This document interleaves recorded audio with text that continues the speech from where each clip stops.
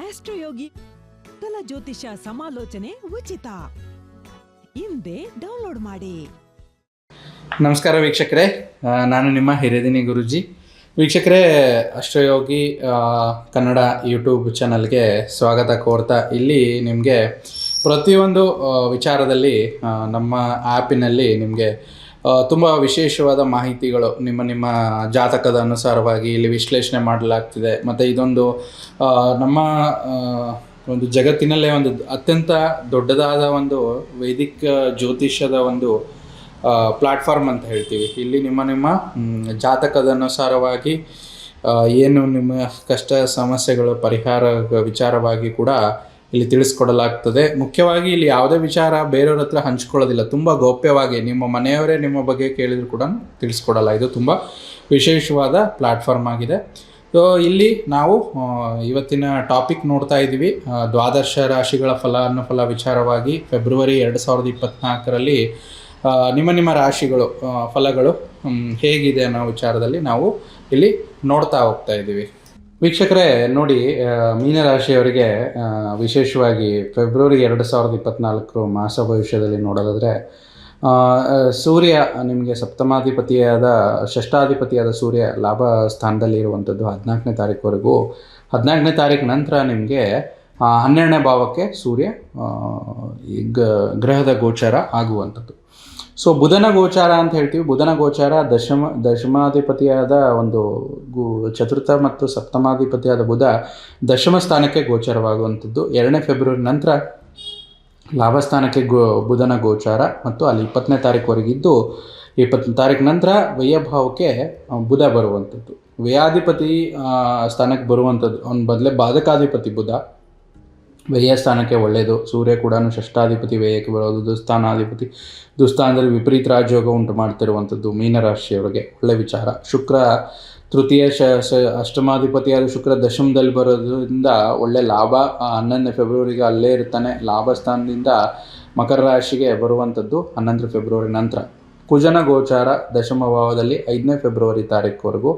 ತದನಂತರದಲ್ಲಿ ಲಾಭ ಸ್ಥಾನಕ್ಕೆ ಮಕರ ರಾಶಿಗೆ ಬರುವಂಥದ್ದು 5ನೇ ಫೆಬ್ರವರಿ ನಂತರ. ನಿಮ್ಮ ರಾಶಾಧಿಪತಿಯಾದ ಗುರುವಿನ ಗೋಚಾರ ದ್ವಿತೀಯ ಭಾವದಲ್ಲಿ. ಮತ್ತು ಇದಕ್ಕೆ ಹೇಳೋದು, ಪ್ರತಿಯೊಂದು ರಾಶಿಗೆ ರಾಶಾಧಿಪತಿಯ ಗೋಚಾರ ತುಂಬ ಇಂಪಾರ್ಟೆಂಟ್ ಆಗಿರುವಂಥದ್ದು. ಪೂರ್ಣ ಪ್ರಮಾಣದಲ್ಲಿ ಹೇಗೆ ತುಲಾರಾಶಿಯವರಿಗೂ ಮತ್ತು ಧನುರಾಶಿಯವರಿಗೂ ಸಿಂಹರಾಶಿಯವರಿಗೂ ಗುರುಬಲ ಬರುತ್ತೋ ಅದೇ ರೀತಿ ನಿಮ್ಮ ರಾಶಿಯವರಿಗೆ ಮಿಥುನ ರಾಶಿಯವರಿಗೂ ಇರುವಂಥದ್ದು. ದ್ವಿತೀಯ ಪಂಚಮ ಭಾಗ್ಯ ಲಾಭ ಸ್ಥಾನದಲ್ಲಿ ಗುರುವಿನ ಬಲ ಇರೋದ್ರಿಂದ ಒಂದು ಗುರುಬಲ ಪೂರ್ಣ ಪ್ರಮಾಣದಲ್ಲಿ ಯಥೇಚ್ಛವಾಗಿ ನಿಮ್ಮ ಮೀನರಾಶಿಯವರಿಗೂ ಕೂಡ ಇರುವಂಥದ್ದು. ಸೊ ಇಲ್ಲಿ ಶನಿಯ ಒಂದು ಗೋಚಾರ, ಶನಿ ವ್ಯಯಭಾವದಲ್ಲಿ ಬರುವಂಥದ್ದು. ವ್ಯಯಾಧಿಪತಿ ವ್ಯಯದಲ್ಲಿರೋದು ವಿಪರೀತ ರಾಜಯೋಗ, ಒಳ್ಳೆಯ ವಿಚಾರನೆ. ರಾಹು ಕೇತು ರಾಶಿಯಲ್ಲಿ ರಾಹು, ಸಪ್ತಮದಲ್ಲಿ ಕೇತು. ಈ ರೀತಿ ಈ ಒಂದು ಮಾಸದಲ್ಲಿ ನಿಮಗೆ ಒಂದು ವೃತ್ತಿ ಸ್ಥಳದಲ್ಲಿ ನೋಡೋದಾದರೆ ಪಾರ್ಟ್ನರ್ಶಿಪ್ ಬಿಸ್ನೆಸ್ಗಳಲ್ಲಿ ಒಳ್ಳೆಯದಾಗುವಂಥದ್ದು. ನೆಟ್ವರ್ಕ್ ಮಾರ್ಕೆಟಿಂಗು ತುಂಬ ಚೆನ್ನಾಗಿರುವಂಥದ್ದು ಈ ಮಾಸದಲ್ಲಿ. ಎಂಟರ್ಪ್ರೈನರ್ಸ್ ಅಂತ ಯಾರು ಇರ್ತೀರೋ ಅವರಿಗೆ ಆದಾಯ ಹೆಚ್ಚುವಂಥದ್ದು. ಕೆಲಸ ಕಾರ್ಯಗಳಲ್ಲಿ ಒಳ್ಳೆ ಮೀಟಿಂಗ್ಸು, ಒಳ್ಳೆ ಪ್ರೊಫೆಷ್ನಲ್ ಇನ್ಕಮ್ಸು ತುಂಬ ಚೆನ್ನಾಗಿರುವಂಥದ್ದು. ಮತ್ತು ಫ್ರೀಲ್ಯಾನ್ಸಿಂಗ್ ಯಾರು ಮಾಡ್ತಾ ಇರ್ತಾರೋ ಅವರು ತಮ್ಮ ಸ್ಕಿಲ್ಸು ಮತ್ತು ತಮ್ಮ ಬುದ್ಧಿಮಟ್ಟದಿಂದ ಹೆಚ್ಚು ಒಂದು ಸಂಪಾದನೆ ಮಾಡುವಂಥದ್ದು ಇಲ್ಲಿ ತೋರಿಸ್ತಾ ಇದೆ. ಆದಾಯಕ್ಕೆ ಸಂಬಂಧಪಟ್ಟಂಥದ್ದು ನೋಡಿದ್ರೆ ಲಾಭ ತಕ್ಕ ಮಟ್ಟಿಗೆ ಇರುವಂಥದ್ದು. 12ನೇ ತಾರೀಕು ನಂತರ ಲಾಭದಲ್ಲಿ ಸೇಲ್ಸು, ಕಮಿಷನ್ಸು ಮತ್ತು ಮಾರ್ಕೆಟಿಂಗು ಹೆಚ್ಚಾಗುವಂಥದ್ದು. ಇದರಿಂದ ಲಾಭ ಜಾಸ್ತಿ ಆಗುವಂಥದ್ದು, ಆದಾಯ ವೃದ್ಧಿ ಆಗುವಂಥದ್ದು. 20ನೇ ತಾರೀಕು ನಂತರ ಬುಧನ ಗೋಚಾರದಿಂದ ಬುಧ ಕುಂಭರಾಶಿಗೆ ಬಂದ ಮೇಲೆ ಏನಾಗುತ್ತೆ ಅಂತಂದರೆ ಸ್ವಲ್ಪ ಹೆಚ್ಚು ಕಮ್ಮಿ ಏರುಪೇರುಗಳು, ಅಂದರೆ ಸ್ವಲ್ಪ ಅನ್ಕಂಟ್ರೋಲ್ಡ್ ಎಕ್ಸ್ಪೆನ್ಸಸ್ ಅಂತ ಹೇಳ್ತೀವಲ್ಲ ವೀಕ್ಷಕರೇ, ಆ ರೀತಿ ಆಗ್ತಿರುತ್ತೆ. ಸ್ವಲ್ಪ ಅದ್ರ ಬಗ್ಗೆ ಗಮನ ಇರಬೇಕಷ್ಟೇ, ಹೆಚ್ಚು ವರಿ ಮಾಡೋದಿಲ್ಲ. ಸ್ವಲ್ಪ ಮಟ್ಟಿಗೆ ತಕ್ಕ ಮಟ್ಟಿಗೆ ಅದಕ್ಕೆ ಒಂದು ಗಮನಾರ್ಹ ವಿಚಾರ ಅಂತ ಹೇಳಿದಾಗ ತಾವು ಹೆಚ್ಚು ಗಮನ ವಹಿಸಿದಾಗ ಅಲ್ಲೇನು ಹೇಳ್ತೀವಲ್ಲ, ಇದಕ್ಕೆ ಸಂಬಂಧಪಟ್ಟಂಥದ್ದು ಸಮಸ್ಯೆಗಳು ದೂರ ಆಗುವಂಥದ್ದು.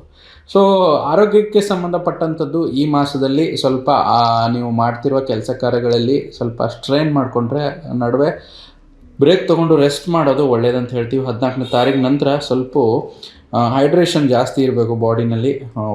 ಹೊರಗಡೆ ಪದಾರ್ಥಗಳನ್ನು, ಸ್ಟ್ರೀಟ್ ಫುಡ್ ಅಂತ ಹೇಳ್ತೀವಲ್ಲ, ಬೀದಿ ಬದಿಯೇ ಇರುವಂಥ ತಿಂಡಿ ತಿನಿಸುಗಳನ್ನು ಅದನ್ನು ಕಂಪ್ಲೀಟಾಗಿ ತ್ಯಜಿಸಬೇಕು. ಹೊಟ್ಟೆಗೆ ಸಂಬಂಧಪಟ್ಟಂಥದ್ದು ಏನೇ ಸಮಸ್ಯೆಗಳಿದ್ರೂ ಇಮಿಡಿಯೇಟಾಗಿ ಚೆಕ್ ಮಾಡಿಸ್ಕೊಳ್ಳುವಂಥದ್ದು ಒಳ್ಳೆಯದು.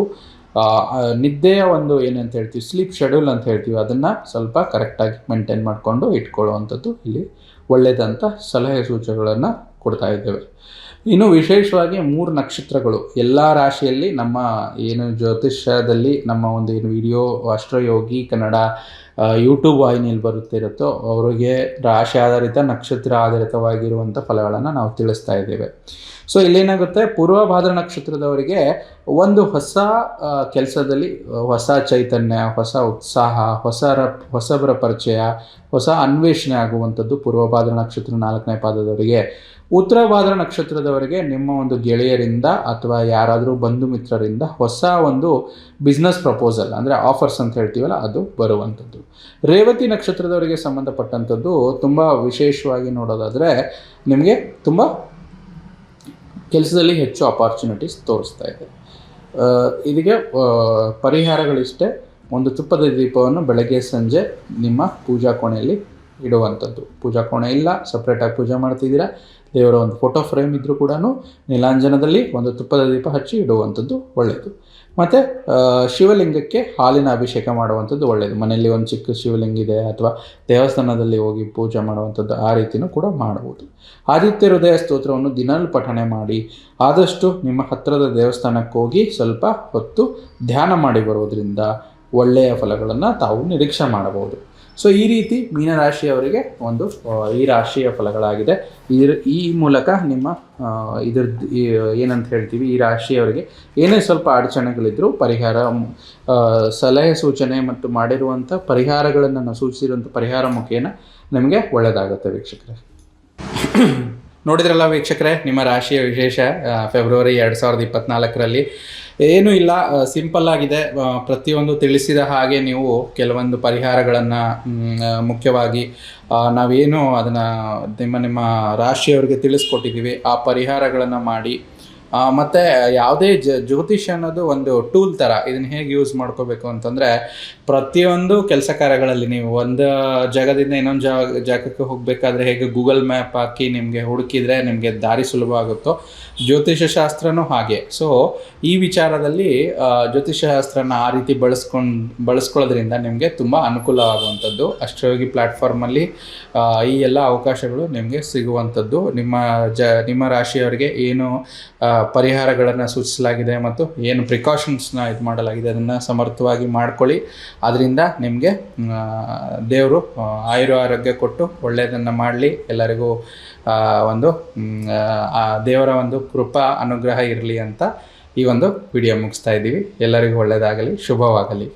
ಆಸ್ಟ್ರೋಯೋಗಿ ಜ್ಯೋತಿಷ ಸಮಾಲೋಚನೆ ಉಚಿತ. ಹಿಂದೆ ಡೌನ್ಲೋಡ್ ಮಾಡಿ.